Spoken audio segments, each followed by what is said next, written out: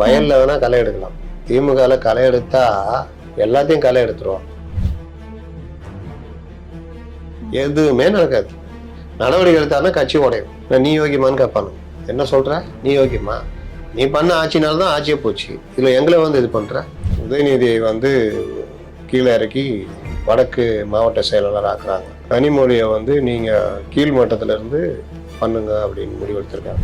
முதலமைச்சர் இருந்த ஸ்டாலின் கொளத்தூர்ல எம்எல்ஏ நிற்கும் பொழுது தன்னுடைய வேட்புமனுல தன்னுடைய அந்த திமுக ட்ரஸ்டியுடைய கணக்கு அதோடைய நிர்வாகியா இருக்கிறதெல்லாம் மறைச்சிட்டாருன்னு வழக்கு போட்டிருக்காங்க. இது எவ்வளவு பெரிய மேட்டர் தெரியுமா? இது விஜய் ஒரு சின்ன மேட்டர் ஏதாவதுன்னா விஜய் பதவி பறிப்பு, அவ்வளவுதான், முடிந்தது விஜயின் கதை. ஸ்டாலினே பதவி விலகிட்டு ஆர் ஆசா கிட்ட தலைவர் பொறுப்பை கொடுக்க போறாரு. மானிய கோரிக்கையை விட இன்னும் பல அமளி தும்மலிகள் சட்டசபையில் நடக்கும்னு நான் நினைக்கிறேன். இப்பெல்லாம் அவங்க இப்ப தாமரை பார்த்தாலே அப்படியே இவங்களுக்கு கண்கள் மலர்கிறது. அந்த அளவுக்கு ஃப்ரெண்ட் ஆயிட்டாங்க. கண்டிப்பா கலைச்சிருவீங்கல்ல? கண்டிப்பா அம்மன் சத்தியமா கலைச்சிருவோம். 29ல விஜய் ஆட்சியை கலைச்சிருவோம். iPlus TV, India's #1 QLED TV, crystal clear picture quality with 3-year replacement warranty, smart voice, smart entertainment. 4ஆம் தூண் நேயர்கள் அனைவருக்கும் வணக்கம். இன்று நம் நிகழ்ச்சியின் சிறப்பு விருந்தினர் ஊடகவியலாளர் திரு முத்தலிஃப் அவர்கள் இணைந்துள்ளார். வணக்கம் சார். வணக்கம். திமுகவுல களையெடுப்பானது நடந்துட்டு இருக்கிறதா தகவல் வந்துட்டு இருக்கு. அதாவது இந்த ஜென்சி இல்லைங்க சார், எங்க நம்ம அந்த வாரிசு அரசியலை முறியடிக்கிறதுக்கான வேலைகள் எல்லாம் நடந்துட்டு இருக்கு சார். உதயநிதி கட்சி விட்டு நிக்கிறாங்களா? இல்லைங்க. கனிமொழியை வெளியே தொத்தி விடுறாங்களா? தயநிதி மாறினதா பண்றாங்களா? இல்ல, அதாவது அவங்க பையன் தான் அடுத்து அப்படின்ற அந்த பெயரை மாத்தணும். இன்பநிதி கட்சிக்கு இன்பநிதிக்கு சம்பந்தம் இல்லைன்றாங்களா? அந்த மாதிரி ஒரு ஐடியா எடுத்துட்டு வந்திருக்காங்க சார். நம்ம இப்ப இனிமேல் வாரிசு அந்த மாதிரி திமுக இப்ப வேலை ஸ்டாலின் அவர்கள் லண்டன்ல இருந்து வந்ததுமே மும்முரமா போயிட்டு இருக்கு. நம்ம தோல்விக்கான காரணம் என்ன அப்படின்ற மாதிரி கண்டுபிடிக்கிறதுல அது மட்டும் இல்லைங்க. உதயநிதியை கீழே இறக்கி வடக்கு சென்னை வடக்கு மாவட்ட செயலாளர் ஆக்குறாங்க.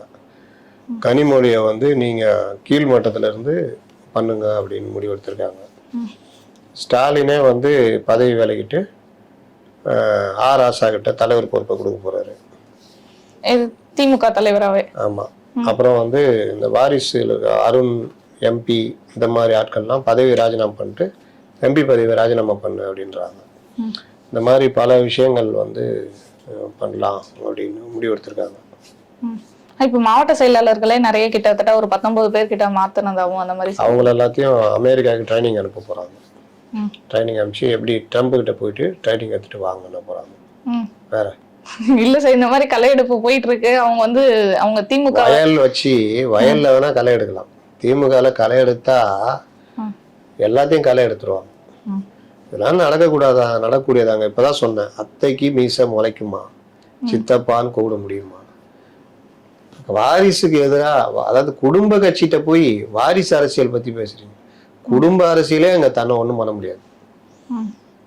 இன்னைக்கும் பாருங்க, அவர் உதயநிதி தான் தலைவர் அப்படின்னு போய்கிட்டு இருக்குது. அடுத்து அவர் தான் தலைவரா வருவார்.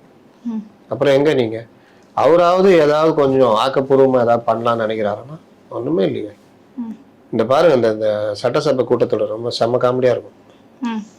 பெரிய அளவுல அமளி தும்மலி எல்லாம் பண்ணிட்டு இந்த பார்லிமெண்ட் மாதிரி, அதாவது பார்லிமெண்ட்ல காக்ரோச் போராட்டம் முடிஞ்சிச்சு, அவங்க மந்திரி ராஜினாமா பண்ணிட்டாரு. அடுத்து இன்னைக்கு அதுக்கு ஒரு சட்ட திருத்தம் கொண்டு வராங்க கடுமையான விதிகளோட. ஆனாலும் நீங்க பார்லிமெண்ட் நடத்த முடியல. இப்படிதான் இவர்களுக்கு புத்தி. இவர்களுக்கு தேவை தீர்வு கிடையாது. பிரச்சனை பண்ணிக்கிட்டே இருந்து மக்கள்கிட்ட ஏதாவது பண்ண முடியுமா, எதிராளி பேரை கெடுக்க முடியுமா, இதுதான் வேலை. அதனுடைய லோயர் வருஷம் தான் இங்க. இவங்க எந்த தீர்வும் இல்லை. இன்னைக்கு பாருங்க, புதுசா கடன் வாங்கிட்டாங்க. திமுக ஆட்சியில் கூட வாங்கல. கடந்த 2025, 26 இதுல லாஸ்ட் 3 மாசம் இவங்க வாங்கின கடன் 39,000 கோடி ரூபா. திமுக அது கடன்றது தொடர்ச்சியா நடந்துட்டு போயிட்டு வந்துட்டு தான் இருக்கும். இது ஒரு அரசுடைய நடைமுறை. ஆனா இன்னைக்கு ஏதோ பெருசா கண்டுபிடிச்ச மாதிரி போட்டுன்னு அது பெரிய ஹைலைட் ஆகுறாங்கல்ல, இதுதான் இவர்கள். ஆனா இப்ப திமுக இந்த மாற்றங்கள்லாம் பண்றாங்க. இந்த மாற்றங்கள் எந்த அளவுக்கு அவங்களுக்கு கை கொடுக்கும் சார்? என்ன மாற்றம் பண்ணாங்க? காரு பஸ் வேணா மாத்துவாங்க, வேற என்ன மாத்திக்கிறாங்க? நேற்று இதுல டிஃபெண்டர்ல போனார்னா இன்னைக்கு ரேஞ்ச் ரோவர்ல போவாரு. வேற என்ன மாத்திக்கிறாங்க? இந்த மாதிரி ஒரு ஐடியா எடுத்துட்டு வராங்களா இவங்க எல்லாம் மாத்துவாங்க. அட்லீஸ்ட் மாத்த முடியலனாலும் குறைக்கவாச்சும் செய்வோம். இனிமேல் வரவங்களுக்கு நாய் தான் குறைக்கும், வேற எதுவும் குறைக்கவாச்சும் செய்வோம். எந்த குறைக்க நாய் தான் குறைக்கும். இவங்க என்னத்தை குறைப்பாங்க? எப்ப கொடுத்தாங்க அந்த லிஸ்ட் போயிட்டு வந்து, அப்புறம் அது நாங்க லண்டன் போயிட்டு வந்துட்டாரு. லண்டன் போய் வந்தே 1 வாரம் ஆகுது ஆயிடுச்சுல்ல.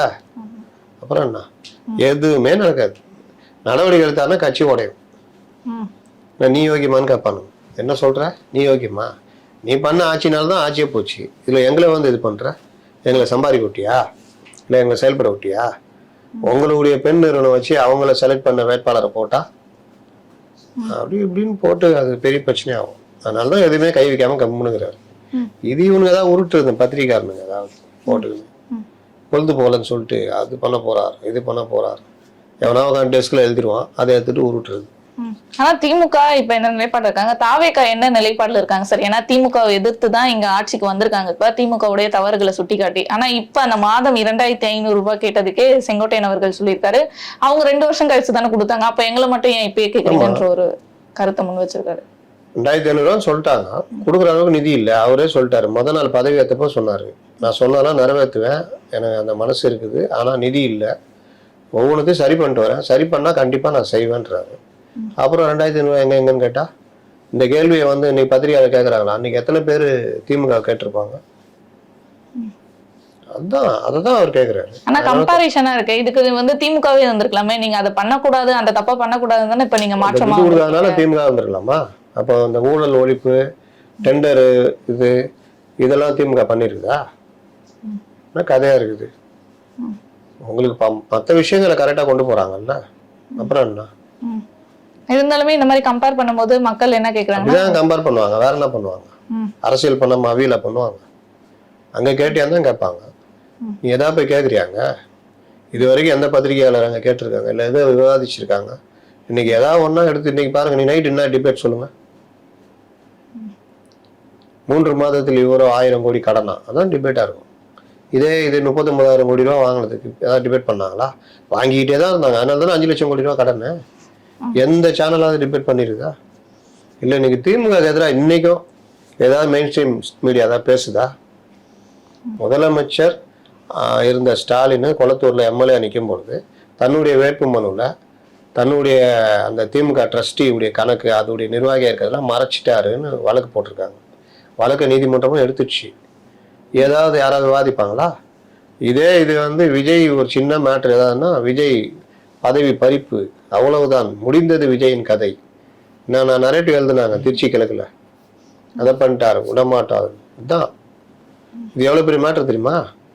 வேட்பு மனுல அவருடைய அறக்கட்டளை தலைவராக இருக்கிறத மறைக்கிறதே பெரிய விஷயம். ஆனா இப்ப அந்த வழக்கு வந்திருக்கு, இது எப்படி போகும் சார்? ஸ்டாலின் அவர்கள் மீது வந்து நடவடிக்கை எடுக்கப்படுமா இது தொடர்பாக? விசாரணை போய் என்ன நடக்குது பொறுத்துக்குது. அது தகவலை மறைக்கிறது தானே. டிஸ்குவாலிஃபை பண்ணா எங்க அவர்தான் தோத்த போயிட்டாரு, வீட்டுல உட்காந்துக்கிறாரு. ஏன்னா இதற்கு முன்னாடியே பல வழக்குகள் இருக்கு, அந்த மோசடி பண்ணதாக அந்த மாதிரியான வழக்குகள்லாம் இருக்குது தேர்தல் வழக்குகள்லாம். நம்ம அப்படியே நம்ப வேண்டியதான், அது நடக்கும் இது நடக்கும், நம்பி நம்பி வெம்பி வெம்பின்ற மாதிரி அப்படியே இது பண்ண வேண்டியதான். நேற்று வரை எதிரியா இருந்தவங்க நண்பரா இருக்காங்க. இடி உள்ளே வரல. இடி உள்ள வர வேண்டிய கேஸ் 4-5 கேஸ் இருக்கு. எங்க வந்துச்சு இடி? அதனால எங்க எந்த புத்துல எந்த பாம்பு இருக்குன்னு தெரியல. சும்மா அப்படியே பேசினே போக வேண்டியதான். ஆனா வைத்திலிங்கம் அவருடைய அந்த ஃபைல்ஸ் வந்து வெளியே வர வாய்ப்பு இருக்கு, கோர்ட் வந்து இப்ப எடுக்க ஆரம்பிச்சிருக்காங்கன்ற மாதிரி தகவல். வைத்திலிங்கம் மேல பெரிய 28 கோடி ரூபா அந்த விஷயம், அதை இவங்க தான் வழக்க போட்டாங்க. போட்டு அதுல இடி வந்து விசாரணை நடத்திருக்கு. அதுல பெரிய சிக்கல் வைத்திலிங்கத்துக்கு. திடீர்னு திமுக சேர்றாரு. ஆனா அதிமுக குட்கா பாஸ்கர் அவர் வந்து ஒரு வாஷிங் மிஷின் வச்சு சுத்தமாக்கிட்டாங்கன்னாங்க. இவங்க செந்தில் பாலாஜி எந்த வாஷிங் மிஷின் வச்சு சுத்தமாகினாங்கன்னு தெரியாது. ஓபிஎஸ் எந்த வாஷிங் மிஷின் வச்சு சுத்தமாகணும்னு தெரியாது. வைத்திலிங்கத்தை அதே மாதிரி சுத்தமாக்கி வெளுத்து வெளியேற்றுட்டாங்க. எடுத்துட்டா மட்டும் போதுமா? வழக்கு இருக்குல்ல, அந்த வழக்கை வாபஸ் வாங்கிட்டாங்க. வழக்கு போட்டது அறப்போர் இயக்கம். சொல்லாம கொள்ளாம இவங்க கோர்ட்டில் போய் வாபஸ் லெட்டர் கொடுக்குறாங்க.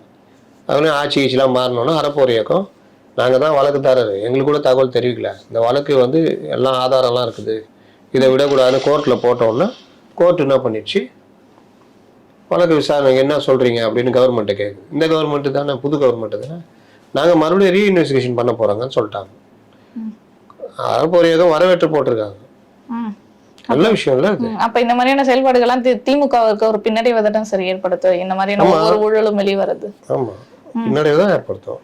அதை மறைக்கிறதுக்கு தான் இந்த இதெல்லாம் பேன் நீட்டு அது இதுன்னு கண்டதை பேசிட்டு இருக்கு. டைவர்ட் பண்றது தானே, டைவர்ட் பாலிடிக்ஸ் தானே. ஏன்னா நிதியமைச்சர் அவர்களே சொல்லியிருக்காரு, மரிய வில்சன் அவர்கள், நீங்க பேசுற எல்லாத்துக்குமே நாங்க பதிலடியா ஒவ்வொரு ஊழலா வெளிக்கொண்டு வருவோம், அதுதான் உங்களுக்கு வந்து பதிலடியா ரிவெஞ்சு அப்படின்ற மாதிரி சொல்லியிருக்காரு. ஒரு கட்டம் வரைக்கும் எதிர்ப்பாங்க, அப்புறம் என்ன பங்கு என்ன இது போய் இவ்வளவு கோபமாவே இருக்கிறீங்க அப்படின்னு ஒரு முதல்வர் விஜய சமரசப்படுத்த பார்ப்பாங்க. அதெல்லாம் நடக்கும். அப்ப சமரசம் ஆகிட்டா ஒன்றும் இல்லாமல் போயிடும். நம்ம தான் அதுல பேசிட்டு இருக்கோம் தான் பைத்தியக்காரர்களாம். ஆனா முதல்வர் விஜய் அவர்கள் சமரசம் ஆவாரா அப்படின்ற கேள்வியும் இருக்கு. யாருக்கு தெரியும், எல்லாத்துக்கும் ஒரு காலகட்டம் இருக்குல்ல.